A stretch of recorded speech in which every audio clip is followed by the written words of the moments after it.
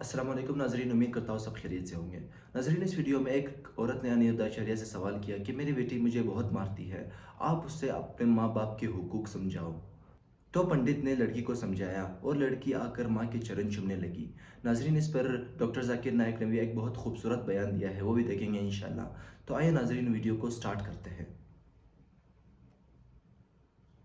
گرو جی، بالکل ماں باپ کو سوری بولو ترنت۔ اس کے بعد میں اپنے ماں باپ کو کبھی بھی نہیں ماروں گی، دونوں کے سامنے ہاں، اب نہیں مارنا۔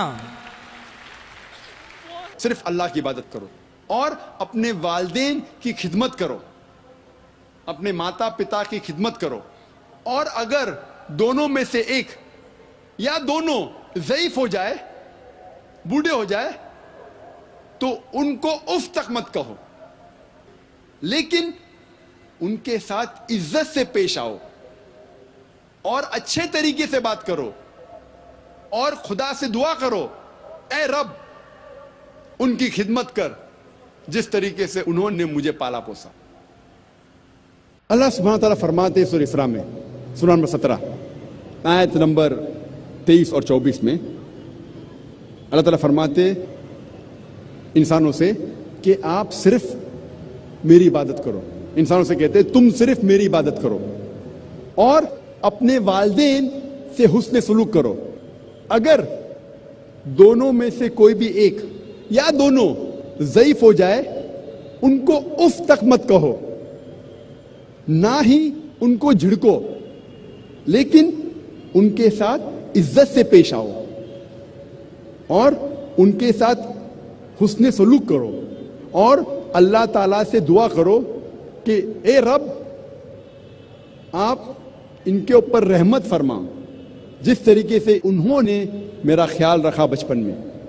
اور اللہ تعالیٰ فرماتے سورہ انعام میں، سورہ نمبر 6 آیت نمبر 151، بِوَالِدَيْنِ احسانًا، ہم نے انسانوں کو کہا ہے، فرض ٹھہرایا ہے کہ وہ اپنے والدین سے حسن سلوک کرے، اور یہ پیغام دہرایا گیا ہے سورہ لقمان میں، سورہ نمبر 31 آیت نمبر 14، اور سورہ احقاف سورہ نمبر 46 آیت نمبر 15 میں کہ وَيَسَّرْنَا الْإِنسَانَ بِوَالِدَيْنِ احسانًا، انسانوں کے لیے فرض ہے کہ وہ اپنے والدین کے ساتھ اس نے سلوک کرے، اور اس کے بعد خصوصاً اپنی ماں۔ اور اللہ کے رسول محمد صلی اللہ علیہ وسلم فرماتے ہیں، سنن نسائی میں آتا ہے اس کا ذکر، کتاب الجہاد میں باب نمبر 6 حدیث نمبر 3106 میں، اللہ کے رسول فرماتے کہ ماں کے پیر کے نیچے جنت ہے۔ اس کا مطلب یہ نہیں کہ اگر میری ماں سڑک پہ چل رہی ہے اور کوئی کیچڑ میں پیر رکھتی ہے تو کیچڑ جنت ہو جاتی ہے۔ اس کا مطلب یہ کہ اگر آپ اپنی والدہ، اپنی ماں کی عزت کرو، خدمت کرو، بات مانو، پیار کرو، حسن سلوک کرو، انشاءاللہ آپ جنت میں جائیں گے۔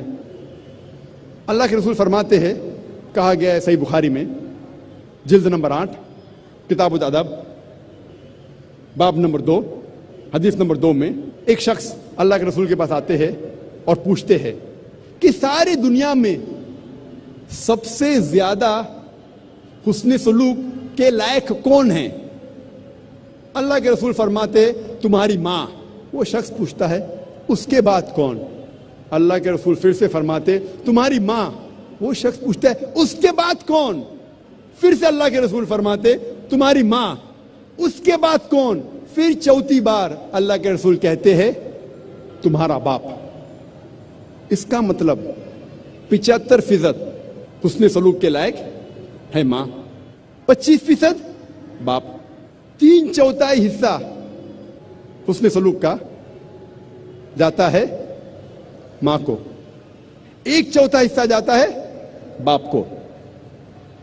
اس کا مطلب یہ کہ ماں کو ملتا ہے گولڈ میڈل، سونے کا تمغہ، ماں کو ملتا ہے سلور میڈل، چاندی کا تمغہ، ماں کو ملتا ہے برونز میڈل، تانبے کا تمغہ، باپ کو ملتا ہے کانسولیشن پرائز، صلح بخش انعام۔ یہ ہمارے آخری نبی، آخری رسول محمد صلی اللہ علیہ وسلم کا کہنا ہے کہ والدہ زیادہ حقدار ہے حسن سلوک کے۔ ابھی ہم تذکرہ کریں گے اسلام میں خواتین کے معاشرتی حقوق बहन के। अल्लाह सुब्हानहू तआला फरमाते सूरह तौबा में सूरा नंबर 9 आयत नंबर 71 में, आयत नंबर 71 में, वल मोमिनीन वल मोमिनात बाज़ुम औलिया बाज़, मोमिन मर्द और मोमिन औरत एक दूसरे को मदद करना चाहिए, यानी एक दूसरे के भाई बहन हैं अनलेस अदरवाइज। अल्लाह के रसूल फरमाते कि औरत शकीक है। शकीक के एक मानी है आधा, जिस तरीके से इंसानियत आधे मर्द और आधे औरत में बांटी गई है, आधा हिस्सा है, और दूसरे मानिए बहन। तो अल्लाह के रसूल कहते कि औरत तुम्हारी बहन है अनलेस अदरवाइज। अगर उसकी माँ या उसके वालिद वालिदैन दोनों एतराज करते हैं नमाज के ऊपर, तो भी क्या मुझे उसकी इज्जत करना चाहिए? क्या मुझे उनकी खिदमत करना चाहिए?